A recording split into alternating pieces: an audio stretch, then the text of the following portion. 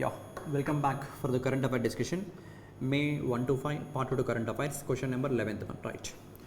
So it's simply new prime minister for the nation called Canada.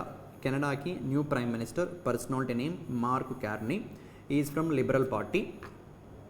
Against of his opposition leader, Conservative Party member Pierre Poilievre. Okay, so simply remember, Canada की new prime minister personality name Mark Carney and he is actually from Liberal Party. And about this personality, he is the only person G7 economies లో 2 nations की in actually financial expert. Bank of England మన ఇండియాలో central bank మన RBI ఎలానో అలానే ఇంగ్లాండ్కి central bank of England and bank of కెనడాకి గవర్నర్గా వర్క్ చేసినటువంటి personality. He worked as the governor of bank of Canada and even bank of England and making the first person to have headed the central banks of 2 G7 economies. Okay, both కెనడాకి అంత financial expert ఆయన. Okay, so that's fine. And Canada గురించి మాట్లాడితే Canada capital Ottawa, Canada currency Canadian dollar and new prime minister Mark Carney. Okay, Justin Trudeau resign చేశారు మార్చ్లో and Justin Trudeau కూడా this labour party సంబంధించినటువంటి పర్సనాలిటీయే, in fact liberal పార్టీకి సంబంధించినటువంటి పర్సనాలిటీయే. ఆయన resign చేశాక ఎలక్షన్స్కి ముందే ఈయన ప్రైమ్ మినిస్టర్గా నామినేట్ అయ్యారు అండ్ ఆఫ్టర్ ఎలక్షన్స్ మళ్ళీ సేమ్ పార్టీ పవర్లోకి వచ్చింది, లిబరల్ పార్టీ. అండ్ ఆ లిబరల్ పార్టీ రిప్రజెంటేటివ్గా కెనడాకి new prime minister Mark Carney. Okay, right. Canada capital Ottawa, Canada currency Canadian dollar and is the only person who worked for 2 different countries, that is G7 ఎకానమీస్కి Canadian personality. Bank of కెనడాకి bank of ఇంగ్లాండ్కి గవర్నర్గా work చేసిన personality. That's all 11th question. Next 12th one. So 12th question it's all about వరల్డ్లో ఉన్నటువంటి largest economies based upon their GDP. వరల్డ్లో biggest economies ఏంటి based upon their gross domestic product. What is GDP abbreviation? Okay, gross domestic product. Domestic అంటే మనం ఏ country మాట్లాడతామో ఆ country యొక్క బౌండరీ డొమెస్టిక్ ప్రొడక్ట్. ఆ కంట్రీ బౌండరీలో ప్రొడ్యూస్ చేస్తున్నటువంటి goods and services. Okay, gross అంటే మొత్తం ఆల్ గూడ్స్ అండ్ సర్వీసెస్ని 1 financial year. ఇప్పుడు మన ఇండియా తీసుకుంటే 1st April దిస్ ఇయర్ నుంచి 2025 నుంచి ఇంకా రన్నింగ్లో ఉన్నాం 31st March 2026 వరకు. ఈ 1 yearలో ఏమేం గూడ్స్ని ఏమేం సర్వీసెస్ని ప్రొడ్యూస్ చేస్తాం, including this class also. This class is a service for you people. So ఇలా సర్వీస్ కానీ గూడ్స్ కానీ మన ఇండియన్ బౌండరీలో ఎంత ప్రొడ్యూస్ చేస్తామో ఆ ప్రతి గూడ్కి సర్వీస్కి ఒక మనీ వాల్యూ ఉంటుంది అండ్ ఆ మనీ వాల్యూని సమ్ చేసి మాట్లాడితే అదే ఆ నేషన్లో ఆ ఇయర్కి జనరేట్ అయిన ప్రొడ్యూస్ అయిన జీడిపిని మాట్లాడతారు. అలా జీడిపి సైజ్ బేస్ చేసుకుని వరల్డ్లో బిగ్గెస్ట్ ఎకానమీస్ ఏంటి అని చెప్పి international monetary fund report release చేసింది, world economic outlook. Remember, world economic అవుట్లుక్ని ఎవరు రిలీజ్ చేస్తారు కూడా ఇంపార్టెంట్. ఎగ్జామ్లో world economic outlook will be released by world bank, IMF, ADB, like the different organisation names ఇస్తాడు. వరల్డ్ ఎకనామిక్ అవుట్లుక్ని IMF release చేస్తుంది. రీసెంట్గా ఏప్రిల్ మంత్లో రిలీజ్ చేసిన వరల్డ్ ఎకనామిక్ అవుట్లుక్ ప్రకారం వరల్డ్లో biggest economies in terms of their GDP size మాట్లాడితే first ప్లేస్లో అమెరికా ఉంది, ఆల్మోస్ట్ $30 trillion. $30 trillion. ట్రిలియన్ అంటే 1,00,000 కోట్లు. ఇక్కడ రూపీస్లో కాదు డాలర్స్లో ఉంది, $30 trillion. సెకండ్ ప్లేస్లో చైనా ఆల్మోస్ట్ $19 trillion. థర్డ్ ప్లేస్లో Germany almost $4.92 trillion. India 4th largest economy, జపాన్ని సర్పాస్ చేసి మనం 4th లార్జెస్ట్ ఎకానమీ అయ్యాం with $4.39 trillion. Okay, right.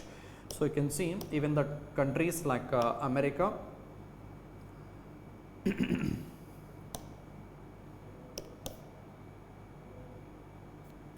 right. So these are the countries: America, China, Germany, India, top 5, Japan, right? And next ivi per capita incomes. So ee top 5 countries lo per capita income paranga chuste almost least మనమే ఉన్నాం. Even ఇక్కడ IMF numbers ఇక్కడ 4.19 వేసినా కూడా like యాక్చువల్గా per capital income పరంగా India చాలా least ఉంది compared to this all economies, right? So simply this question it's all about world biggest economies. India 4th ప్లేస్లో ఉంది, మనకన్నా ముందు అమెరికా, చైనా, జర్మనీ, మనం 4th స్పాట్లో ఉన్నాం. మన తర్వాత ఇప్పుడు జపాన్ ఉంది. అండ్ ఎక్స్పెక్టేషన్ ఏంటంటే 2028 కల్లా మనం 3rd స్పాట్కి వెళ్ళొచ్చు అని చెప్పి ఎక్స్పెక్టేషన్. ఓకే, ఎవరు రిలీజ్ చేసిన రిపోర్ట్ అంటే IMF రిపోర్ట్ ఏంటి? Economic outlook, world economic outlook released by IMF. India fourth biggest economy. That's are 12th, not much to discuss. And obviously IMF headquarter Washington DC. Okay, and I can see they said 2028 kalla, as per Morgan Stanley, it's an American brokerage firm, their expectation prakaram India kani ippudu grow avutunnate grow aithe 2028 kalla manam third largest economy avvachu, right? So that's a 12th question. Next, 13th question. So Ministry of Agriculture and Farmers Welfare news lo undi. Enduku news lo undante ee mission ద్వారా మన ఇండియాలో ఫార్మర్స్ని bio input resource సెంటర్స్ని establish చేయడం కోసము గైడ్లైన్స్ని issue చేసింది ministry of agriculture and farmers welfare. First ఈ క్వశ్చన్ మనకు అర్థం అవ్వాల్సింది, what is this mission, what is this BRC and the ministry called ministry of agriculture and farmers welfare, right? So first of all NMNF గురించి మాట్లాడే, then will come across the remaining information. Look at here. NMNF అంటే national mission on natural farming. అగ్రికల్చర్లో, that is ఫార్మింగ్లో chemicals like chemical fertilisers కానీ pesticides కానీ use చేయకుండా use చేసే fertilisers ఏవైతే ఉంటాయి, ఎరువులు ఏవైతే ఉంటాయి, అన్నీ న్యాచురల్గా ప్రొడ్యూస్ చేసి ఆర్గానిక్ ఫార్మింగ్ని, న్యాచురల్ ఫార్మింగ్ని ఎంకరేజ్ చేసే ఆబ్జెక్టివ్తో government of India last year 25th నవంబర్న లాంచ్ చేసినటువంటి ఒక మిషనే NMNF, national mission on natural farming. ఈ మిషన్కి గవర్నమెంట్ ఆఫ్ ఇండియా 2481 crore అమౌంట్ని అలకేట్ చేసింది. దీంట్లో సెంట్రల్ గవర్నమెంట్ షేర్ ఇది remaining state government share. 1584 crore rupees central government share అయితే 1897 crores రిమైనింగ్ స్టేట్స్ అన్ని కూడా బేర్ చేయాల్సి ఉంటుంది. సో ఇంత ఫండింగ్ అలొకేషన్తో నేషనల్ మిషన్ ఆన్ న్యాచురల్ ఫార్మింగ్ని లాంచ్ చేశారు. ఈ మిషన్ ద్వారా ఫార్మర్స్ ఎవరైనా like look at here, FY25 బడ్జెట్లో, ఇప్పుడు మనం FY26లో ఉన్నాం, FY26 బడ్జెట్ కూడా వచ్చింది, మనం అనౌన్స్ చేశారు నిర్మలా సీతారామన్. లాస్ట్ ఇయర్ అంటే కంప్లీట్ అయిన ఫినాన్షియల్ ఇయర్ బడ్జెట్ అనౌన్స్ చేసిన రోజు నిర్మలా సీతారామన్ అనౌన్స్ చేసిన ఇంపార్టెంట్ డిసిషన్ ఏంటంటే ఇండియా వైడ్ 10,000కి పైగా 10,000 బయో ఇన్పుట్ రిసోర్స్ సెంటర్స్ని సెటప్ చేయడమే target. What are this bio input resource centres అంటే లైక్ న్యాచురల్గా ఫెర్టిలైజర్స్ని అండ్ దట్స్ వాట్ అగ్రికల్చర్లో ఫార్మింగ్లో యూజ్ చేసే పెస్టిసైడ్స్ కాకుండా, but we call chemical fertilisers కాకుండా ఎవ్రీథింగ్ న్యాచురల్గా. You can search in Google, will get a clarity. Like bio input resource centres సంబంధించి ఘన జీవామృతం, ద్రవ జీవామృతం అని చెప్పి ఉంటాయి. అంటే వాటిని ఎలా ప్రిపేర్ చేస్తారు, కంప్లీట్గా DAPలు కానీ, కాంప్లెక్స్ కానీ, యూరియా కానీ ఇలాంటివి కాకుండా న్యాచురల్గానే ఫెర్టిలైజర్స్ని లైక్ కౌడంగ్ కానీ ఇలాంటివన్నీ గ్యాదర్ చేసి ఫెర్టిలైజర్స్ని ప్రిపేర్ చేస్తారు. అండ్ ఈవెన్ స్ప్రే చేసే ఏవైతే ఉంటాయో వాటిని కూడా లైక్ వేపపిండి కానీ, కానుగపిండి కానీ ఇలాంటి వాటిని like even like what we call buttermilk, మజ్జిగని కూడా స్ప్రే చేస్తూ ఉంటారు. ఈ కీటకాలన్నీ కూడా వాట్ వి కాల్ కిల్ చేయడం కోసం. సో కంప్లీట్గా న్యాచురల్ ఫార్మింగ్ని ఎంకరేజ్మెంట్ చేసే ఆబ్జెక్టివ్తో last year government of India launch చేసినటువంటి మిషనే NMNF, national mission on natural farming. And ఇప్పుడు ఆ మిషన్లో భాగంగానే ఇఫ్ ఇండియాలో ఎవరైనా ఫార్మర్సు బయో ఇన్పుట్ రిసోర్స్ సెంటర్స్ని సెటప్ చేయాలనుకుంటే, బయో ఇన్పుట్ రిసోర్స్ సెంటర్స్ అంటే ఈ సెంటర్స్లో న్యాచురల్గా ఫార్మింగ్లో యూజ్ చేసే ఫెర్టిలైజర్స్ని స్ప్రే చేయాల్సినటువంటి వాట్ వి కాల్ లిక్విడ్ని డెవలప్ చేస్తారు. అండ్ చాలా అఫోర్డబుల్ కాస్ట్కే వీటిని ఫార్మర్స్కి సేల్ చేసేలా ఈ సెంటర్స్ ఉంటాయి. అండ్ ఇలాంటి సెంటర్స్ ఎవరైనా సెటప్ చేయాలనుకుంటే గవర్నమెంట్ ఆఫ్ ఇండియా సపోర్ట్ ఇస్తుంది. అది కూడా look at this thing, this statement, ₹1,00,000 వరకు financial support and implementation, financial assistance of ₹1 lakh, అది కూడా 2 ట్రాన్సాక్షన్స్లో 50-50K ప్రొవైడ్ చేస్తారు. So that's the thing about this particular question. So let me give a clarity one more time about this particular question, right? So question number 13, right? Yeah. Ministry of agriculture and farmers welfare bio input resource సెంటర్స్ని setup చేయడం కోసము, దీనికి ఎవరు eligible అంటే already ఎవరైనా natural farming చేస్తున్న farmers ఉంటే వాళ్ళు ఇలాంటి సెంటర్స్ని సెటప్ చేసుకోవడానికి ఎలిజిబిలిటీ ఉంటుంది. అండ్ సెటప్ చేయాలనుకున్న ఫార్మర్స్కి government of India ₹1,00,000 financial support ఇస్తుంది. 2 ట్రాన్సాక్షన్స్లో 50K. ఈ సెంటర్స్ ద్వారా న్యాచురల్గా ఫెర్టిలైజర్స్ని డెవలప్ చేస్తారు అండ్ ఆ ఫెర్టిలైజర్స్ని ఫార్మర్స్కి సేల్ చేయాల్సి ఉంటుంది అఫోర్డబుల్ కాస్ట్కి. అండ్ ఈ బయో ఇన్పుట్ రిసోర్స్ సెంటర్స్కి సంబంధించి అనౌన్స్మెంట్ FY25 బడ్జెట్లో నిర్మలా సీతారామన్ అనౌన్స్ చేశారు 10,000 బయో ఇన్పుట్ రిసోర్స్ సెంటర్స్ని సెటప్ చేయడం కోసం. ఇప్పుడు దాంట్లో భాగంగానే guidelines under this mission called NMNF stands national mission on natural farming, right. And దీనికోసం అలొకేట్ చేసిన అవుట్లే కూడా important exam point of view. That number 2,481 crore rupees, this is the figure. దీంట్లో central government share ఇంపార్టెంటే, state government share కూడా ఇంపార్టెంటే. 1584 crores central government అయితే remaining 897 from state government. That's a question called 13th question. Next 14th question. Okay, next 14th question simply మన ఇండియాలో credit rating agencies 7 ఉన్నాయి.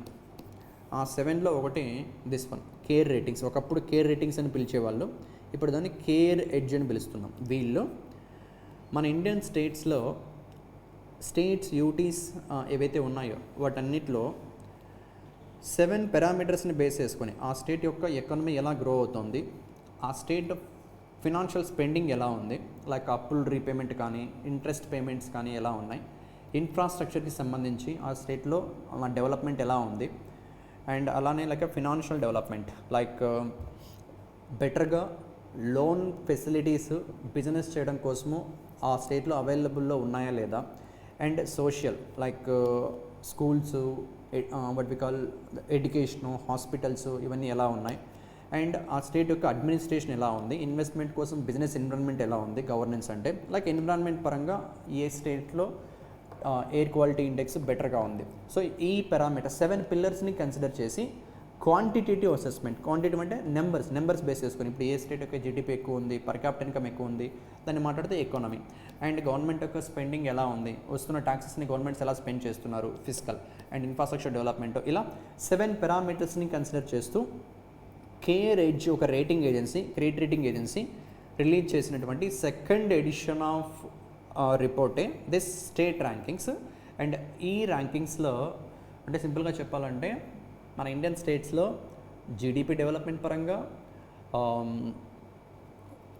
State గవర్నమెంట్కి వస్తున్న ట్యాక్సెస్ని వాళ్ళు ఏ విధంగా కన్స్ట్రక్టివ్ వేలో స్పెండ్ చేస్తున్నారు, హెల్త్ కేర్ ఇన్ఫ్రాస్ట్రక్చర్ ఎలా ఉంది, గవర్నెన్స్ ఎలా ఉంది, like you can see like infrastructure, financial development, ఈ పారామీటర్స్ అన్నీ తీసుకుని రిలీజ్ చేసి నా రిపోర్టే దిస్ రిపోర్టు. ఈ రిపోర్ట్ ఎవరు రిలీజ్ చేశారంటే కేర్ ఎడ్జ్ రేటింగ్స్, ముంబైలో ఉంటుంది అది.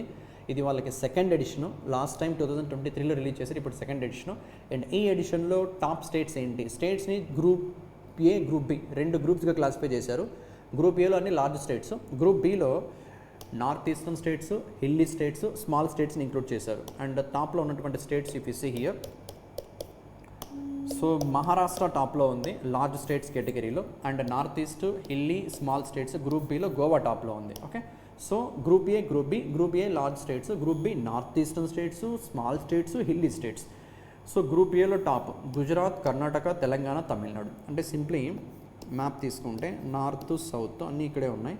సో మహారాష్ట్ర వెస్ట్లో ఉంది, గుజరాత్ కూడా వెస్ట్లో ఉంది. అంటే వెస్ట్లో ఉన్న 2 కంట్రీస్ కేర్ ఎడ్జ్ రేటింగ్స్ 1-2 పొజిషన్లో ఉన్నాయి. నెక్స్ట్ కర్ణాటక, తెలంగాణ, తమిళనాడు. అంటే టాప్ 5లో టాప్ 2 ఏమో western part of states, and remaining 3 that is Karnataka, Telangana, Tamil Nadu.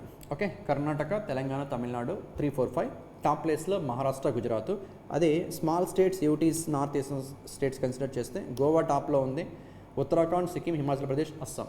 And pillars wise మొత్తం 7 పిల్లర్స్ అని చెప్పాను కదా. ఎకనామిక్ పిల్లర్ వైజ్, ఎకనామిక్ పిల్లర్లో ఎకనామిక్ అంటే ఏంటి, లైక్ ఆ స్టేట్ యొక్క జీడిపి ఎలా ఉంది, ఎఫ్డి ఇన్వెస్ట్మెంట్స్ ఎలా ఉంటున్నాయి, పర్ క్యాపిటల్ ఇన్కమ్ అన్నీ కూడా comes under economic pillar.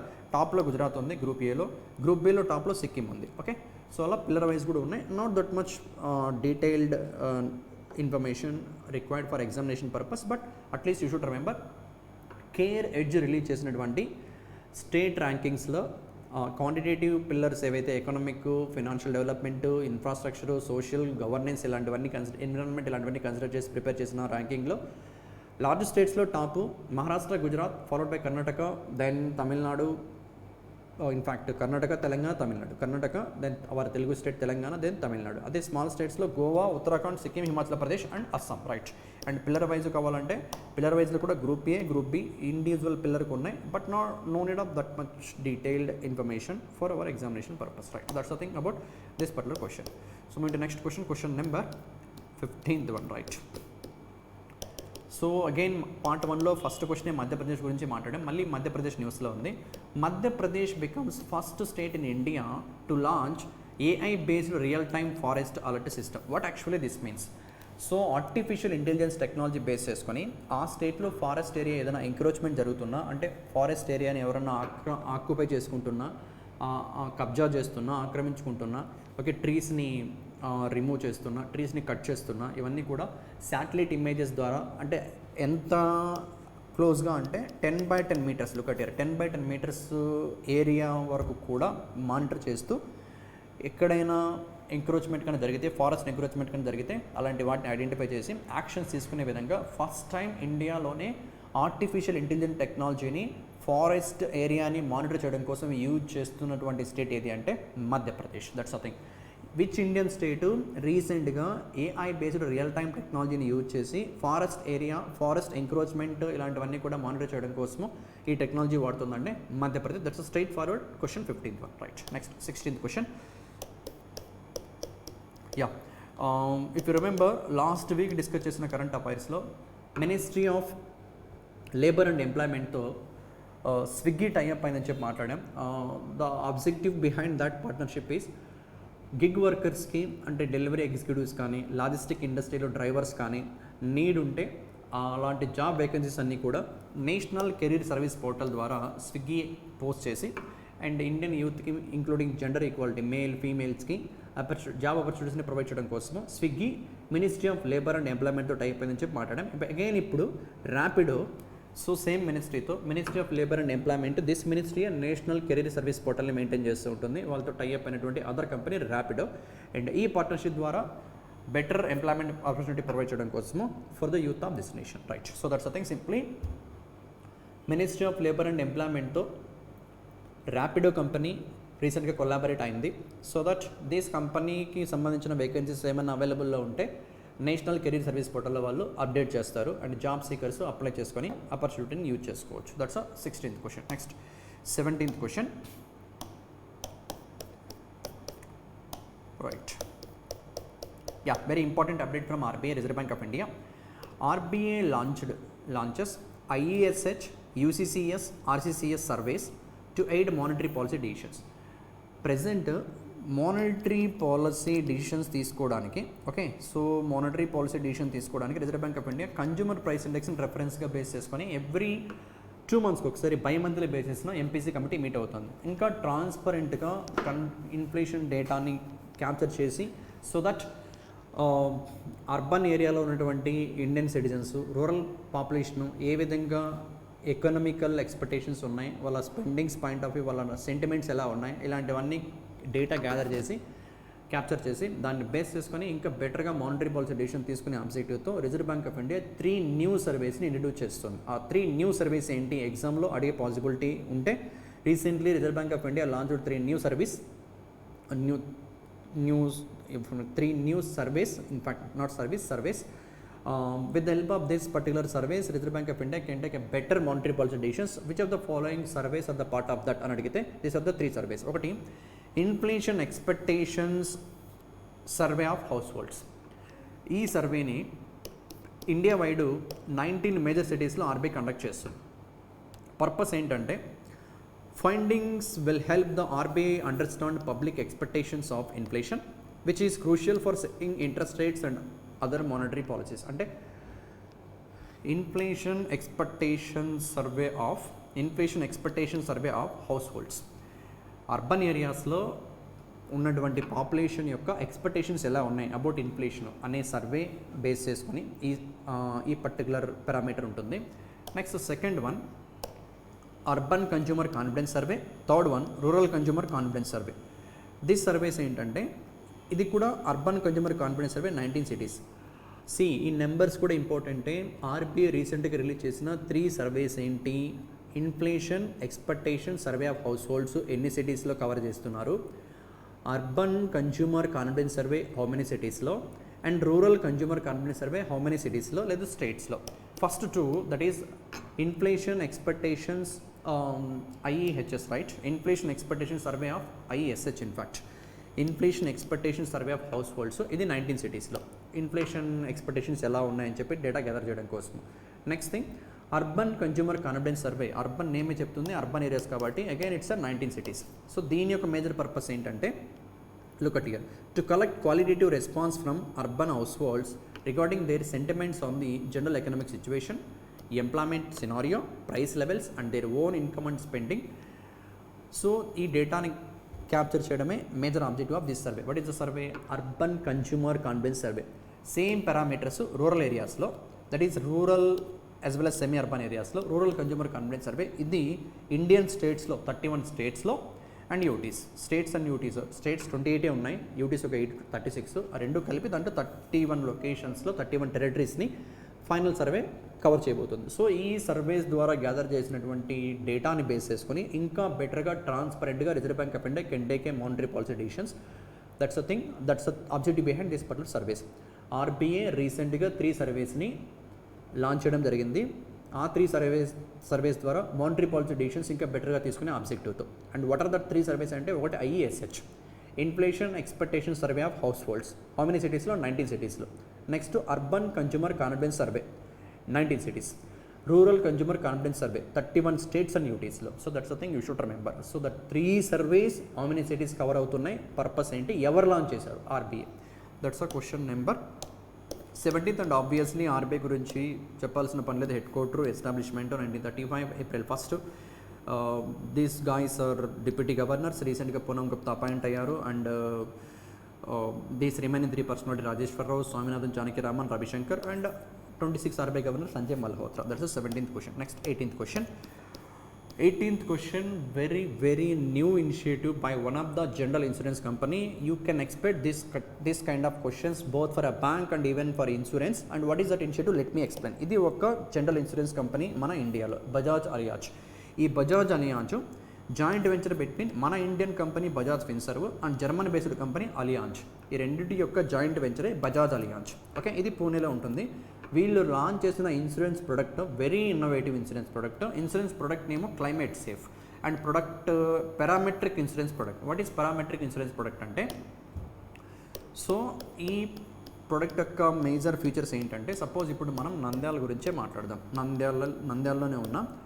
Nandyal యొక్క ఎయిర్ క్వాలిటీ ఇండెక్స్ ఎలా ఉంది, అండ్ ఒకవేళ ఫ్లడ్స్ కన్నా ఎక్కువ వస్తే, సపోజ్ ఈ నంద్యాలలో ఉన్న పర్సనాలిటీస్ ఈ క్లైమేట్ సేఫ్ అనే పాలసీని తీసుకున్నారు అనుకుందాం. సో పాలసీ నేమ్ ఏంటి, ప్రొడక్ట్ నేమ్ ఏంటి, climate safe. By which company? Bajaj Allianz general insurance company. Okay, భారతీయాక్స్ అనుకోకండి, బజాజ్ అలియాజ్ జనరల్ ఇన్సూరెన్స్. ఇది Bajaj Finserv Allianz Germany company యొక్క జాయింట్ వెంచర్. ఇప్పుడు నంద్యాలలో ఎయిర్ క్వాలిటీ ఇండెక్స్ నార్మల్గా ఈ లాంచ్ చేసినటువంటి ప్రొడక్ట్ ఏంటి, క్లైమేట్ సేఫ్ కదా. ఇది ఎలా వర్క్ అవుతుందంటే, సపోజ్ ఈ లొకాలిటీలో ఎక్కువ ఫ్లడ్స్ వచ్చాయనుకోండి, ఈ company Bajaj Allianz general insurance company ఏం చేస్తుందంటే, ఆ డేటాని శాటిలైట్ ఇమేజెస్ ద్వారా అండ్ ఇండియన్ మెట్రలాజికల్ డిపార్ట్మెంట్ ఏదైతే ఉందో వాళ్ళ ద్వారా డేటాని గ్యాదర్ చేసి, ఇప్పుడు సపోజ్ ఒక పర్సన్ ఈ పాలసీ తీసుకున్నాడు అనుకుందాం, పర్సన్ ఎక్స్, క్లైమేట్ ఫేస్ అనే climate safe, right, climate safe not climate face, climate safe. Okay fine, climate safe ఈ పాలసీ తీసుకున్నాడు అనుకుందాం from Bajaj Allianz general insurance company in Nandyal. ఎక్కువ ఫ్లడ్స్ వచ్చాయి అండ్ ఈయన తీసుకున్నటువంటి ఇన్సూరెన్స్ పాలసీ కూడా ఇలాంటి ఫ్లడ్స్ కానీ లేదు ఎయిర్ క్వాలిటీ ఇండెక్స్ ఇన్ నంద్యాలలో సపోజ్ ఈ నెంబర్ కన్నా ఎక్సీడ్ అయితే, నార్మల్గా ప్రజెంట్ అయితే నంద్యాల అరౌండ్ 100 ఉంది air quality index. It's a welcome thing. 400 యాక్చువల్గా ఎయిర్ క్వాలిటీ ఈ లెవెల్, ఈ నెంబర్ ఎంత తక్కువ ఉంటే అంత బెటర్గా ఎయిర్ ప్యూరిటీ ఉందని అర్థం. 400 కన్నా ఎక్సీడ్ ఏంటంటే అది బ్రీతబుల్ ఎయిర్ కాదు, మేబీ హెల్త్ ఇష్యూస్ రావచ్చు. సో ఇలా ఒక పాలసీ తీసుకున్నాడు అనుకుందాం, ఏంటి ఎయిర్ క్వాలిటీ ఇండెక్స్ 400 క్రాస్ అయినా, లేదు హీట్ వేవ్స్ లైక్ వడదెబ్బ లాంటివి తగిలిన హీట్ వేవ్స్, లేదు another thing is like a floods. So ఇలాంటివి ఏవి వచ్చినా కూడా వెదర్ పరంగా ఇన్సూరెన్స్ కోసం అని చెప్పి ఒక పర్సన్ క్లైమేట్ సేఫ్ అనే ప్రోడక్ట్ని పర్చేజ్ చేశాడు అనుకుందాం. ఇప్పుడు ఎలా ఉంటుందంటే, ఎయిర్ క్వాలిటీ ఇండెక్స్ కనుక 5 డేస్లో 3 టైమ్స్, ఇప్పుడు సపోజ్ ఈరోజు మే 27, ఓకే, ఇన్ఫ్యాక్ట్ 28, మే 28 నుంచి నెక్స్ట్ 5 డేస్లో, లేదు మే 28కి ముందు మే 23 నుంచి మే 28కి 3 డేస్ కనుక ఎయిర్ క్వాలిటీ ఇండెక్స్ 400 క్రాస్ అయ్యి ఉండి, అది ఒక స్ట్రైక్ అంటాం. యాక్చువల్గా స్ట్రైక్ బేస్ చేసుకుని look at the information here, you will get a clarity. It will provide financial support of up to this much per worker if the daily air quality index exceeds 400 beyond 2 strikes. ఒక strike అంటే meaning ఏంటంటే, a strike is defined as occurring when air quality index crosses 400 for at least 3 out of the previous 5 days. అంటే last 5 డేస్లో 3 days కనుక air quality index 400 cross అయితే దాన్ని ఒక strike అని చెప్పి మాట్లాడతారు. అలా ఇంకొకసారి కూడా రిపీట్ అయితే దాన్ని 2 స్ట్రైక్స్ అంటారు. అప్పుడు ఆటోమేటిక్గా కస్టమర్ ఏం క్లెయిమ్ చేయకుండానే ఈ ఆల్రెడీ రికార్డ్ అయిన డేటాను బేస్ చేసుకొని, లేదా ఫ్లడ్స్ వచ్చాయి, this millimetres, this MM rain వచ్చింది, ఫ్లడ్స్ వచ్చాయని చెప్పి డేటా ఉంటుంది కదా, ఆ డేటాని వీళ్ళు యాక్సెస్ చేసి పాలసీ హోల్డర్ క్లెయిమ్ కోసం అప్లై చేయకుండానే వితిన్ 7 వర్కింగ్ డేస్లోనే ఆ పాలసీ బెనిఫిట్ని వీళ్ళు ప్రొవైడ్ చేయడం జరుగుతుంది. అంటే క్లైమేట్ ద్వారా ఎఫెక్ట్ అయితే కూడా ఇన్సూరెన్స్ ఇనిషియేటివ్ తీసుకొచ్చినటువంటి కంపెనీ హ్యూమన్స్కి, that's what parametric insurance product. More the damage, more the amount will be paid, and according that premiums has to pay. And ఇలాంటి ఇనిషియేటివ్ తీసుకొచ్చిన first company in India Bajaj Allianz general insurance company, and product named as climate safe. Company ఏంటి, product ఏంటి, దాని benefits ఏంటి, just go through that, you will get a clarity, and I explained in detail, right. So what is parametric insurance model? If you see, automatic payouts are triggered when a predefined weather thresholds, temperatures, rainfalls are breached. అంటే like ఇంత temperature కన్నా exceed అవ్వకూడదని, లేదు rainfall this number కన్నా exceed అయినప్పుడు కానీ, and ఇందాక చెప్పినట్టు air quality index అవన్నీ కన్నా ఎప్పుడైతే ఎక్సిడ్ అవుతాయో ఆటోమేటిక్గా పాలసీ హోల్డర్స్కి అమౌంట్ అనేది పే చేయడం జరుగుతుంది. Okay, right. And based upon customer flexibility between 1 to 30 days they can take a policy, right? So that's the 18th question. And 19th question, in fact last question of part 2. So what is this 19th question ante, cabinet government of India approved to conduct caste enumeration to the upcoming census. Last time మన ఇండియాలో 2011లో సెన్సస్ని అఫిషియల్గా government of India complete చేసింది. And యాక్చువల్గా every 10 yearsకి ఒకసారి census ఉంటాయి. 2021లో complete అవ్వాలి, అప్పుడు pandemic వచ్చింది, Covid వల్ల కంప్లీట్ అవ్వలేదు, ఇంకా అప్పటి నుంచి పెండింగ్లో ఉంది. And soon government of India is going to start census అని చెప్పి చెప్తూనే ఉన్నారు. అండ్ నెక్స్ట్ టైం సెన్సస్ని ఎప్పుడైతే స్టార్ట్ చేస్తారో ఆ సెన్సస్లో నార్మల్గా సెన్సస్ ఏంటి, counting of population. And this సెన్సస్లో క్యాస్ట్ని కూడా లైక్ పాపులేషన్లో ఏ క్యాస్ట్ సంబంధించిన పర్సనాలిటీస్ ఎంతమంది ఉన్నారని చెప్పి సెపరేట్గా క్యాస్ట్ సెన్సస్ని కూడా కండక్ట్ చేయబోతున్నారు. యాక్చువల్గా దిస్ క్వశ్చన్ ఇవ్వడంలో మేజర్ రీజన్, మన ఇండియాలో సెన్సస్ని ఏ యాక్ట్ ప్రకారం కండక్ట్ చేస్తారంటే సెన్సస్ యాక్ట్ 1948. అందులో ఇండియన్ కాన్స్టిట్యూషన్లో ఆర్టికల్ నెంబర్ 246. ఈ ఆర్టికల్ నెంబర్ గుర్తుపెట్టుకోవాలి అండ్ యాక్ట్ కూడా గుర్తుపెట్టుకోవాలి. సెన్సస్ని మన ఇండియన్ కాన్స్టిట్యూషన్లో ఏ ఆర్టికల్లో డిఫైన్ చేసి పెట్టారు to conduct census, article number 246. And there is separate act also, census act 1948. And last time క్యాస్ట్ని కూడా ఇంక్లూడ్ చేసి అఫీషియల్గా మన గవర్నమెంట్ ఆఫ్ ఇండియా సెన్సస్ని బ్రిటిష్ టైంలో కండక్ట్ చేసింది 1931లో. అండ్ ఆ రికార్డ్స్ ప్రకారం మన ఇండియాలో దిస్ మెనీ క్యాస్ట్ ఉన్నాయంట, 4000+ క్యాస్ట్ ఉన్నాయి. అండ్ 2011లో జస్ట్ ఒక సర్వే కండక్ట్ చేశారు, కానీ అఫీషియల్గా అది సెన్సస్ అయితే కాదు, ఐ మీన్ క్యాస్ట్ సెన్సస్ అయితే కాదు. సెన్సస్ పాపులేషన్ కండక్ట్ చేసినప్పుడు క్యాస్ట్ యొక్క సెన్సస్ సర్వేని కండక్ట్ చేసింది government of India. Okay, so simply 19th question, the things you should focus. Caste ఎన్యూమరేషన్ని మన గవర్నమెంట్ ఆఫ్ ఇండియా నెక్స్ట్ సెన్సస్లో ఇంక్లూడ్ చేయబోతోంది. అండ్ క్యాస్ట్ సంబంధించి మన ఇండియన్ ఆర్టికల్లో ఏ ఆర్టికల్ చెప్తుందంటే 246. అండ్ యాక్ట్ ఏంటంటే census act 1948. And last time మన ఇండియన్ కన్నా అప్పుడు బ్రిటిష్ గవర్నమెంట్ అని చెప్పొచ్చు, బ్రిటిష్ ఇండియా అని చెప్పొచ్చు. సో సెన్సస్ని కండక్ట్ చేసింది 1931లో. As per that particular census, official census 4147 caste ఉన్నాయి. And that's all about part 2. And next 10 questions ఉన్నాయి, and will complete that in part 3, right.